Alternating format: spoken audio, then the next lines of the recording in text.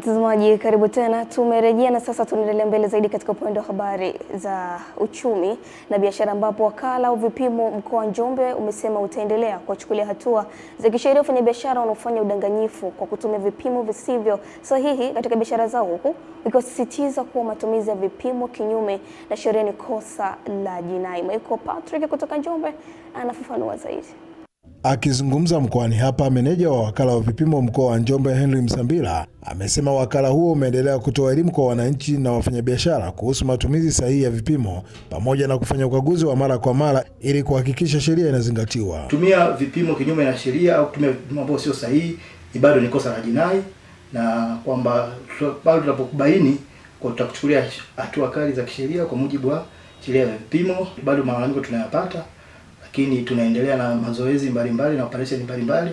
Kama tunafanya, kuna gate ambayo tumeweka pale Makambako ambao watu tunakaa pale na kukagua magari yote ambayo yanatoka Njombe na yanaoingia, kwa maana ya masuala yote ya vipimo ikiwemo na rumbesa. Aidha, Msambila amewataka wafanyabiashara wa mabucha kuzingatia matumizi sahihi ya mizani wanapowauzia wateja wa nyama na kuacha tabia ya kufanya udanganyifu. Bucha ndio eneo ambalo kidogo huwa linalalamikiwa, na tutahasa wale ambao wanauza nyama au wanauza bidhaa zozote ambazo zinapimwa wafuate sheria. Katika hatua nyingine, ofisi ya mkurugenzi wa halmashauri ya mji Njombe kwa kushirikiana na ofisi ya wakala wa vipimo mkoa wa Njombe imewatahadharisha wanunuzi wa matunda ya parachichi dhidi ya matumizi ya mizani isiyohakikiwa. Tahadhari hiyo imetolewa kufuatia kukamatwa kwa mzani uliokuwa ukitumiwa na mnunuzi wa parachichi. Imebainika mzani uliokuwa unatumika katika kilo 100 ulikuwa unapunja kilo 1.35. Kwa hiyo mhusika wa mzani huo atachukuliwa hatua kwa mujibu wa sheria. Siku ya pili wamehama shamba, wamekwenda shamba jingine la Mset. Wamefanya kazi pale, lakini mshoni hakuna basi yale ambayo reject.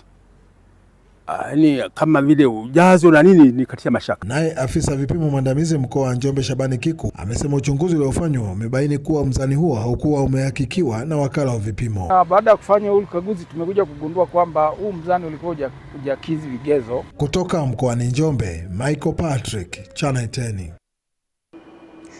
Benki Kuu ya Tanzania BOT imewashauri vijana kujenga utamaduni wa kuwa na nidhamu ya fedha pindi wanapopatiwa mikopo ya kuanzisha miradi mbalimbali ya ujasiriamali na taasisi za fedha nchini ili kujikwamua kiuchumi. Ushauri huo umetolewa baada ya kubainika kuwa baadhi ya vijana hawana maamuzi sahihi katika nidhamu ya fedha. Henry Kavirondo anatueleza. Makamu mkuu wa chuo cha Benki Kuu ya Tanzania anayesimamia taaluma, ushauri elekezi na tafiti, Dr. Ephraim Mwasanguti anatumia programu ya vijana kilimo biashara, mkufunzi elimu ya fedha jijini Mwanza, kuwashauri wakufunzi kutumia elimu hiyo kubadili fikra za vijana nchini. Tunategemea kila mmoja wao aweze kuelimisha angalau wananchi 1000 angalau.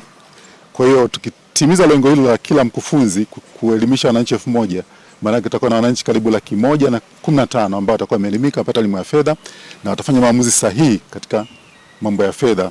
Katika awamu hii ya kwanza ya elimu ya nidhamu ya fedha inayofadhiliwa na shirika la mpango wa chakula la Umoja wa Mataifa WFP, tayari vijana 71 wameshahitimu mafunzo hayo ili kuwafikia vijana wenzao ambao bado hawajafikiwa na elimu sahihi ya nidhamu ya fedha.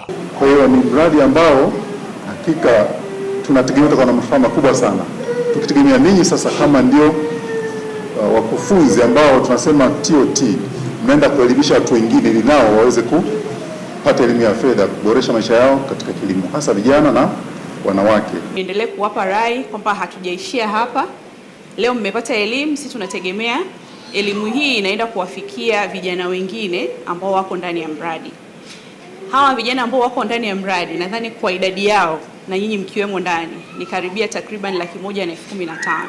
Kando ya kutanisho hilo, baadhi ya washiriki wanaeleza matarajio walionayo watakapowafikia vijana wenzao. Elimu tuliyoipata na elimu niliyoipata pia imeninufaisha mimi mwenyewe kunitoa sehemu moja kwenda sehemu nyingine. Nilikuwa sehemu ya giza, sasa niko kwenye sehemu ya mwanga. Kwa hiyo ni mwanga niliopata mimi si bali uwe kwangu tu. Kuna namna kijana itambadilisha kwa mtazamo, lakini pia katika kusimamia fedha.